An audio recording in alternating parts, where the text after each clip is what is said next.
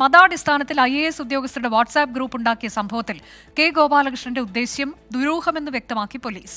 സർക്കാരിന് കൈമാറിയ അന്വേഷണ റിപ്പോർട്ട് 24 പുറത്തുവിട്ടു. കെ ഗോപാലകൃഷ്ണന്റെ പ്രവൃത്തികളിൽ അടിമുടി ദുരൂഹതയെന്ന് റിപ്പോർട്ടിൽ അക്കമിട്ട് പറയുന്നു. 24 എക്സ്ക്ലൂസീവ്.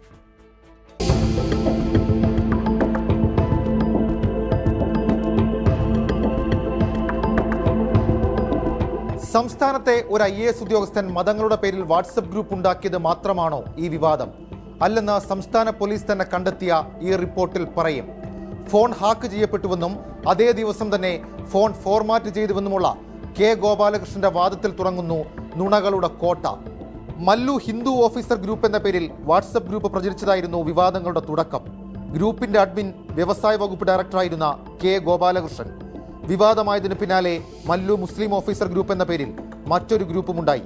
ഇതോടെ വിവാദം കത്തിക്കയറി. അന്ന് ഗോപാലകൃഷ്ണൻ പറഞ്ഞത് ഇതായിരുന്നു: ഒരു സമുദായത്തെ സംഘം മാത്രം ഉണ്ടായിരുന്നില്ല, അതിൽ മറ്റു സമുദായത്തിലുള്ളവരും ഉണ്ടായിരുന്നു. ഏകദേശം ഒരു 11 ഗ്രൂപ്പ് അങ്ങനെ ഉണ്ടായിരുന്നു. പിന്നെ പെട്ടെന്ന് ഞാൻ അപ്പോൾ തന്നെ എല്ലാ ഗ്രൂപ്പും ഡിലീറ്റ് ചെയ്തു. എൻ്റെ കോൺടാക്ട്സ് മുഴുവനും ഉള്ളതാണ് ഉണ്ടായിരുന്നു. ഞാൻ അഡ്മിൻ ആയിരുന്നാണ് അവർ പറഞ്ഞ ശേഷമാണ് ഞാൻ കണ്ടത്. കെ ഗോപാലകൃഷ്ണൻ IAS ഇപ്പറഞ്ഞതൊക്കെ കള്ളമാണ്. ഒക്ടോബർ 31 വിവാദ വാട്സപ്പ് ഗ്രൂപ്പ് പ്രത്യക്ഷപ്പെടുന്നു. സഹപ്രവർത്തകർ ശ്രദ്ധയിൽപ്പെടുത്തുന്നു. ആദ്യം ഫോൺ സ്വിച്ച് ഓഫ് ചെയ്തു, പിന്നാലെ ഫോൺ ഫോർമാറ്റ് ചെയ്തു. പക്ഷേ പോലീസ് അന്വേഷണത്തിൽ കണ്ടെത്തിയത് ഇതൊന്നുമല്ല. വിവാദങ്ങൾക്ക് പിന്നാലെ കെ ഗോപാലകൃഷ്ണൻ പോലീസിൽ പരാതി നൽകുന്നത് നവംബർ 4. അന്ന് തന്നെ ഹാക്ക് ചെയ്യപ്പെട്ടുവെന്ന് പരാതി നൽകിയ മൊബൈൽ ഫോൺ കൈമാറാൻ പോലീസ് ആവശ്യപ്പെട്ടിരുന്നു.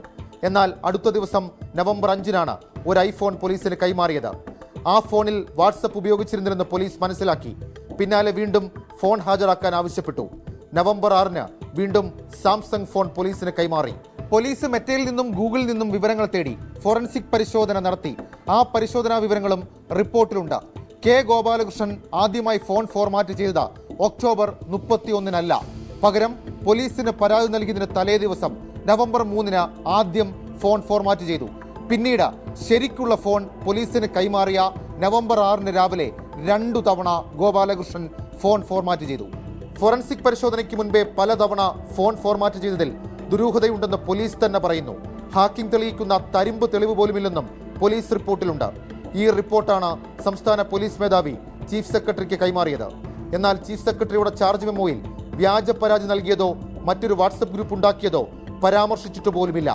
കേവലം ഒരു സസ്പെൻഷനിൽ ഒതുക്കേണ്ട കുറ്റം മാത്രമാണോ കെ ഗോപാലകൃഷ്ണൻ ചെയ്തത്? വ്യാജ പരാതി നൽകി പോലീസിനെ തെറ്റിദ്ധരിപ്പിച്ചതിന് കേസെടുക്കേണ്ടേ? പോലീസ് തന്നെ ദുരൂഹത പറഞ്ഞിട്ടും ചീഫ് സെക്രട്ടറിയുടെ ചാർജ് മെമ്മോയിൽ എന്തുകൊണ്ട് അതൊന്നും പരാമർശിച്ചില്ല? കെ ഗോപാലകൃഷ്ണനെ സംരക്ഷിക്കാൻ സംസ്ഥാനത്ത് ഒരു ഉദ്യോഗസ്ഥ ലോബിയുണ്ടോ?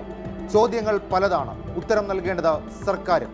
വിപിൻ വേളിക്കും രാജ്കിരണിനും ശ്രീജുവിനുമൊപ്പം ഷഫീദ് റാവുത്തർ, 24 തിരുവനന്തപുരം.